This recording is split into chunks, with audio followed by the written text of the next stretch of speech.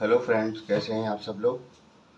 आज करते हैं पहला क्वेश्चन है, ए तथा बी ऐसी संख्याएं हैं कि ए का 10% और बी का 8% का योग ए के 12% और बी के 16% योग के 3/5 के बराबर है। तो ए अनुपात बी ज्ञात करना है, यानी उन संख्याओं को हमें अनुपात ज्ञात करना है। तो करते हैं। उन्होंने कहा है ए तथा बी ऐसी संख्याएं कि ए का 10%। तो क्या करेंगे, ए का 10%, देखो ए का 10% निकालो पहले। ए का 10% क्या होगा, परसेंट जब दिया होता है तो 100 कहाँ आता है, नीचे आता है। 0 से 0 यानी A/10। सही है। अच्छा, और बी का क्या है, 8%। बी का 8% देखते हैं कितना होता है। 8 यानी 8/100 इंटू बी। 4 से काट दो, 4 दूनी और 4 से 25 बार, यानी ये हो जाएगा आपका 2B/25। सही है ना, कैंसिल करना समझ में आ गया ना ये। अच्छा, वो कह रहे हैं इनका योग, ए का 10%, बी का 8% का योग, इनका योग कर लो। योग कर लेते हैं। योग का मतलब जोड़, A/10 प्लस 2B/25। इनका योग मैंने कर लिया। सही है। एक बात यहाँ मेरी कंप्लीट हो गई, एक लाइन। आगे कह रहे हैं ए के 12%। अब क्या निकालूंगा, ए का 12%। ए का 12% निकाल देते हैं, जैसे अभी निकाला था मैंने, यानी 12/100 इंटू ए। 4 तिया 12 और 4 से कट गए 25 बार। सही है। और बी के 16%, बी का 16% निकाल दो, यानी 16/100 इंटू बी। 4 से कैंसिल कर दो, 4 4 जा और 4 25 जा। ठीक है ना। तो ये हो जाएगा 4B/25 के योग। इनका भी योग करना है, चलो इनका योग कर देते हैं। 3A प्लस 25 और 4B/25। ठीक है जी, यहाँ तक मेरी बात हो गई। अब उन्होंने बोला है, अब इसको गौर करिएगा क्वेश्चन पे। उन्होंने कहा है कि ए का 10%, बी का 8% का योग, यानी ये वाला, और ए के 12%, बी के 16% योग के, इनका दोनों का योग ये रहा, इनके योग के 3/5 के बराबर है। यानी इसका योग, ये वाला योग जो है मेरा, ये टोटल जो पहला किया है मैंने, ये किसके बराबर है, ये जो भी मैंने टोटल किया है ना, इसके 3/5 के बराबर है ये। तो इसका देखो 3A/25 प्लस 4B/25, इसका योग का कितना है, 3/5 में कर दूं तो ये इसके बराबर हो जाएगा। ये बात समझ में आ गई तो समझ लो क्वेश्चन समझ में आ गया, पूरा हो गया क्वेश्चन। अब तो कैलकुलेशन रह गई है। क्वेश्चन जो मैंने इन्होंने दे रखा था, मैंने सब कुछ कर लिया। ये बात समझ में आ गई। अब ध्यान देना अच्छे से इसको। अब A/10, इनका एल्शियम ले लो। सही है ना। इसका एल्शियम कितना आ जाएगा, 50। 10 का गया 5 बार, 5 है, 25 दूनी 50, 2 दूनी 4B। अब 3/5 को भी ऐसे रहने देना है ना। इसका एल्शियम कितना आ जाएगा, 25। 25 आ गया तो ऊपर वाले ऐसे ही आ जाएंगे, 3A प्लस 4B।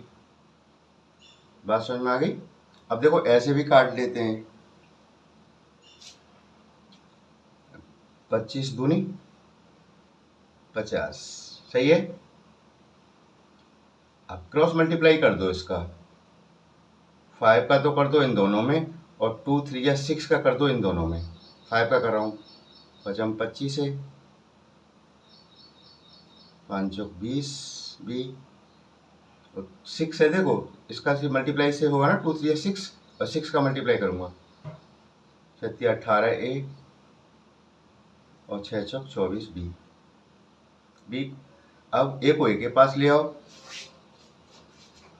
25 ए तो यहाँ है ही है, इधर लाऊंगा माइनस का हो जाएगा ना, इस 20 बी को उधर ले जाओ, ये भी माइनस का हो जाएगा।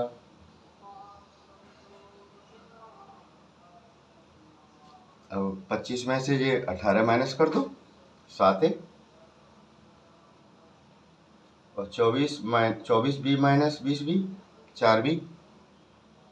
ये बात समझ में आ गई ना।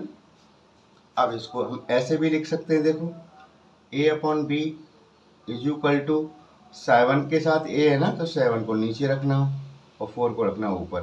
क्यों, क्रॉस मल्टीप्लाई करोगे तो आपको यही लाइन फिर से मिल जाएगी। a अपॉन बी को मैं क्या लिख सकता हूँ, रेशियो में लिख सकता हूँ, अनुपात में।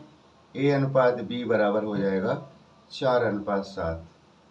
उन दोनों संख्याओं का अनुपात आ गया 4:7। उम्मीद है समझ में आ गया होगा आपकी में। अब करते हैं अगला क्वेश्चन। क्वेश्चन सेकंड देखिएगा। क्वेश्चन सेकंड कह रहे हैं एक कक्षा में छात्र एवं छात्राओं का अनुपात है 11:9 है। 30% छात्र और 20% छात्राओं ने परीक्षा पास की है। पास करने वाले कुल विद्यार्थियों का प्रतिशत ज्ञात करना है। ध्यान दीजिएगा, यानी छात्र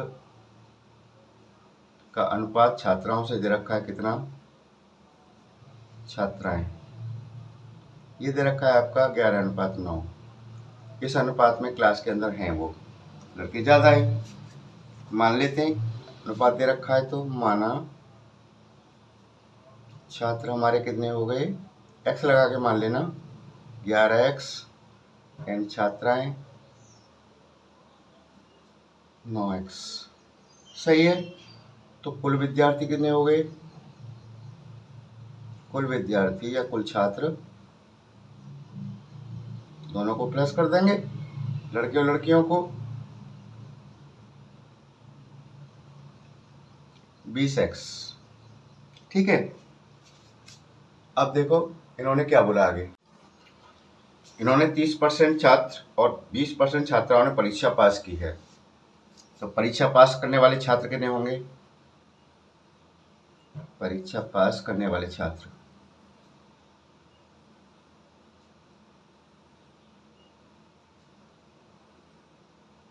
कितने हैं, 30% हैं, और छात्र मेरे पास हैं 11x, तो इसका 30% निकाल दो, 30/100 11x। सही है। 0 से 0, 11 या 33, यानी 33x/10। इतने छात्रों ने परीक्षा पास की। लड़कियों ने 20% छात्राओं ने पास की है, तो परीक्षा पास करने वाली छात्राएं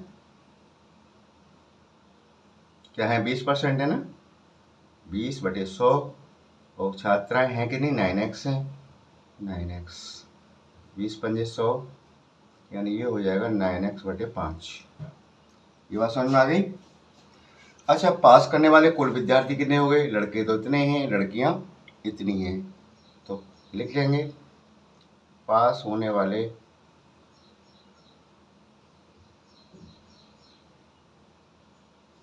कुल छात्र या कुल विद्यार्थी, दोनों लड़के और लड़कियां मिला के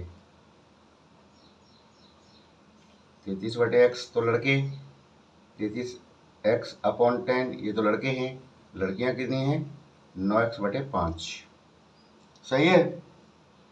अब इनको एलसीएम लेके सॉल्व कर लेते हैं। एलसीएम कितना आ जाएगा, दोनों का 5 और 10 का 10 आ गया, 10 एकम 10 एक बार हो गया, एक का मल्टीप्लाई करेंगे 33 से, 33x प्लस 5 का 2 बार गया, और 2 का 2 नंबर 18x। सही है। अब इन दोनों को जोड़ दो, 18 और 33 हो गए 51, 51x/10। इतने बच्चों ने परीक्षा पास की। अब पास होने वाले का हम क्या निकाल देंगे, प्रतिशत निकाल देंगे। अब तो कोई दिक्कत ही नहीं है। पास होने वाले विद्यार्थियों का प्रतिशत, तो प्रतिशत निकालते हैं, आप याद करो, प्रतिशत निकालते हैं तो 100 का मल्टीप्लाई होता है, ये तो नीचे 10 है ना, 100 तो ऊपर आएगा। और हमारे कुल छात्र कितने थे? कुल छात्र हमारे कितने थे दोनों मिला के, लड़के लड़कियां 20x थे। 20x, x से x कैंसिल कर देना, 2 जीरो से ये 2 जीरो चली गई, ठीक है। अब कितना बचता है? 51 तो ऊपर, नीचे रह गया 2, यानी हो गया 25.5%। आंसर हो गया। ये हमारे पास होने वाले विद्यार्थियों का परसेंटेज आ गई, ठीक है। क्वेश्चन थर्ड देखिएगा।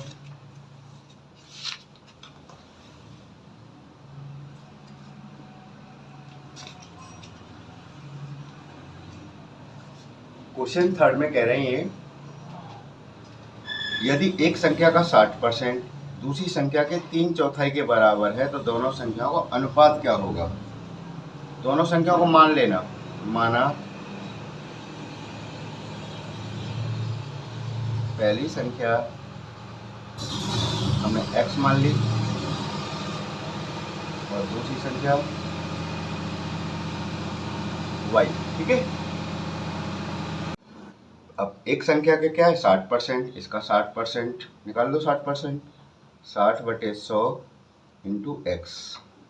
दूसरी संख्या के 3/4 के बराबर, इसके 3/4 यानी 3/4 वाई, इसके ये बराबर है, यानी पहली संख्या का 60% दूसरी संख्या के 3/4 पार्ट के बराबर है।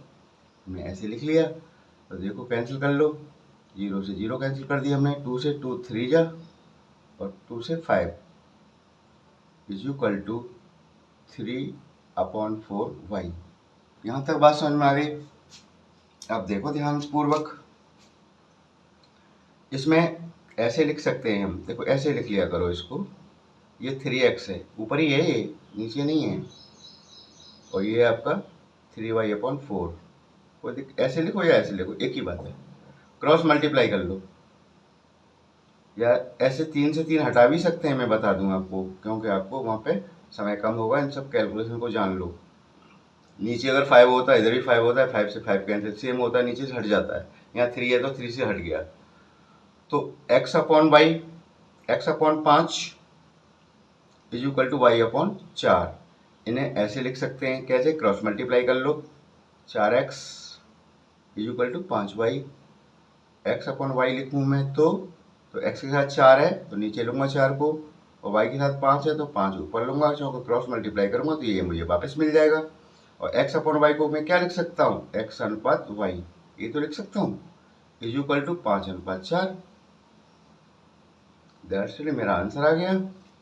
क्वेश्चन 4 देख लीजिएगा। क्वेश्चन चौथा क्या कह रहा है, देखो, दो संख्याएं तीसरी संख्या से क्रमशः 10% और 25% अधिक हैं, तो उन दोनों संख्याओं का अनुपात क्या होगा? कोई एक तीसरी संख्या मान लेते हैं, उस तीसरी संख्या को माना, तीसरी संख्या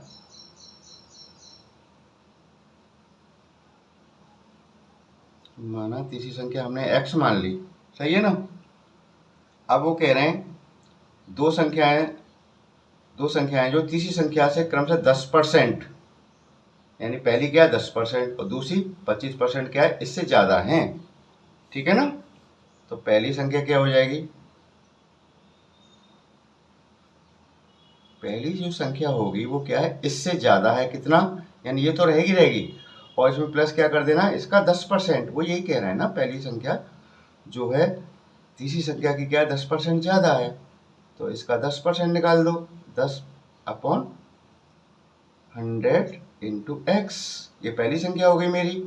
थोड़ा सा सॉल्व कर लेते हैं इसको, 0 से 0 कैंसिल हो गया, x प्लस x/10, इसे थोड़ा सा सिंप्लीफाई कर लो, 10x और एक 11x/10, ये पहली संख्या हो गई मेरी, समझ गए।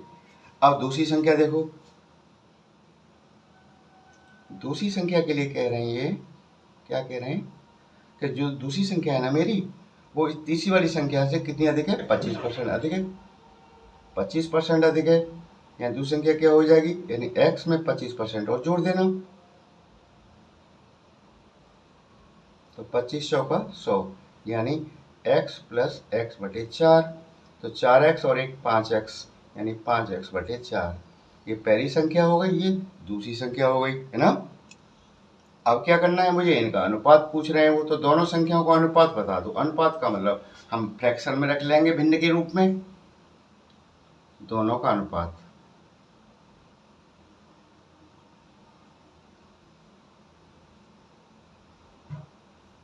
तो इसके अपॉन में इसे ले लो, 11x/10/5x/4, ऐसे तो करते हैं। अब 4 फ्रैक्शन ऊपर नीचे हो तो याद रखना सबसे निचली वाली का सबसे ऊपर वाली से मल्टीप्लाई करते हैं, वो तो बन जाता है उसका अंश यानी न्यूमरेटर, यानी 4 का मल्टीप्लाई 11x से, यानी 4 × 11x, सही है, अपॉन, और जो बीच बीच वाली है ना वो बन जाती है उसका हर, यानी 10 × 5x, ये डिनोमिनेटर बन गया, x से x कैंसिल हो गया, ठीक है। और बताओ इसमें और क्या कर सकते हैं हम, ज़्यादा से ज़्यादा 2 से काट लो, 2 पंजे 10 और 2 से कट गया 2 बार, 11 दूनी 22 तो ऊपर हो गया, नीचे 5 25। अब अनुपात आ गया मेरा कितना, इसे अनुपात के रूप में लिख दो, 22:25, तो दोनों संख्याएं का अनुपात ये होगा। समझ में आ गया। तीसरी संख्या मैंने x मान लिया, पहली संख्या क्या है, इससे क्या है 10% ज़्यादा है, तो इसी का मैंने 10% निकाला और इसी में जोड़ दिया, तो पहली संख्या बन गई। और दूसरी संख्या क्या है, इस संख्या का 25% ज़्यादा है, तो इसी में यानी x में हमने इसका 25% प्लस कर दिया, तो दूसरी संख्या आ गई। अनुपात निकालते हैं किसी भी संख्या दो का, तो उन्हें अपॉन में रख लेते हैं भिन्न के रूप में, और सिंप्लीफाई करके उसका अनुपात निकाल देते हैं हम। समझ गए। अब देखिए अगला एक और कर लेते हैं जल्दी से।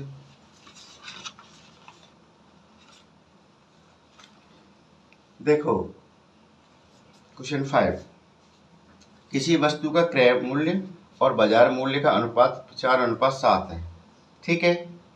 बाजार मूल्य पर 25% की छूट दी जाती है और दुकानदार को 50 रुपये का लाभ हो रहा है, फिर भी तो वस्तु का क्रय मूल्य क्या था। बहुत इंपॉर्टेंट क्वेश्चन, ध्यान देना।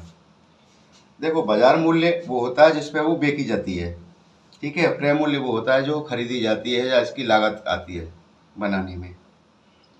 तो इन दोनों का दे रखा है, क्रय मूल्य और बाजार मूल्य का अनुपात दे रखा है ना, तो इन्हें मान लेते हैं। माना क्रय मूल्य,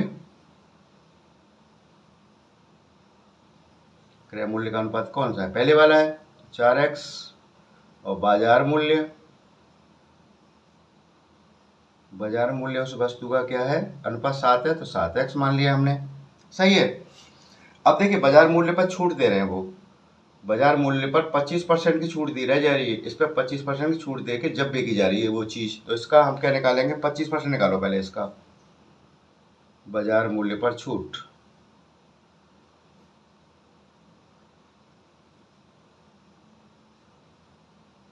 ये है आपकी 25%, तो 25% निकालते हैं, परसेंट दिया होता है तो 100 नीचे, और किसका निकाल रहे हैं, 7x का, सही है। अब कर दो इसको सॉल्व थोड़ा, और क्या है, 25 चौका 100, 4 बार कट गया ना, तो ये हो जाएगा 7x/4, ये छूट हो गई। तो कितने में बेची होगी वस्तु, वस्तु का विक्रय मूल्य, अब ध्यान देते रहना, कितने में बेची फिर उसने छूट देने के बाद, भाई कीमत उस पर लिखी थी कितनी, 7x, और छूट ये है, छूट को घटा दो, सही है। 4 सत्ते 28x, 28x में 7 जाएंगे 21x, ये समझ में आएगी कैलकुलेशन कैसे की है मैंने। देखो इसके नीचे 1 मान के एलसीएम 4 ले लो, या ऐसे कर लो, 4 सत्ते 28x, 28x में 7x गया 21x/4, ये विक्रय मूल्य हो गया। अब तुम अच्छे से जानते हो, 8th क्लास में भी पढ़ा होगा कि लाभ कैसे निकालते हैं। लाभ होता है विक्रय मूल्य, विक्रय मूल्य में से क्या घटा देते हैं हम, क्रय मूल्य, तभी तो लाभ निकलता है। जो बेचते हैं सेल्स प्राइस में से कॉस्ट प्राइस माइनस कर दो तो हमारा प्रॉफिट आ जाता है। प्रॉफिट कितना बता रहे हैं वो 50 का प्रॉफिट हो रहा है। विक्रय मूल्य कितना है, 21x/4 है, और क्रय मूल्य कितना है आपका 4x, ठीक है। अब इसको सॉल्व करना है, इसके नीचे 1 मान लो, 50 तो साथ पे रहना ही रहना है। अभी एलसीएम 4 आ गया, 4 एकम 4 21x, 1 का 4 बार 4 चौक 16x। तो देखो 50 ऐसे ही रखो अभी, सही है ना। और 21 में 21x माइनस 16x ये होगा 5x, 5x बटे 4। क्रॉस मल्टीप्लाई कर दो यहाँ, इसका इससे इसका 1 से, तो यानी ये निकल के आएगा आपका 5x और 4 का गुणा 50 से, 50 गुणा 4। तो x equal to 50 into 4 upon 5, 5 से कट गया 10 बार, 10 चौक 40, यानी x की वैल्यू 40 आ गई। अब पूछा क्या है, क्वेश्चन पे नजर करो। तो वस्तु का क्रय मूल्य, और क्रय मूल्य मैंने क्या माना था 4x, तो वस्तु का क्रय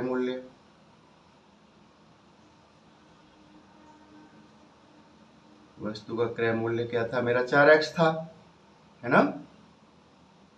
तो 4 x की वैल्यू कितनी निकल के आएगी 40, तो कितना हो जाएगा 160 रुपया।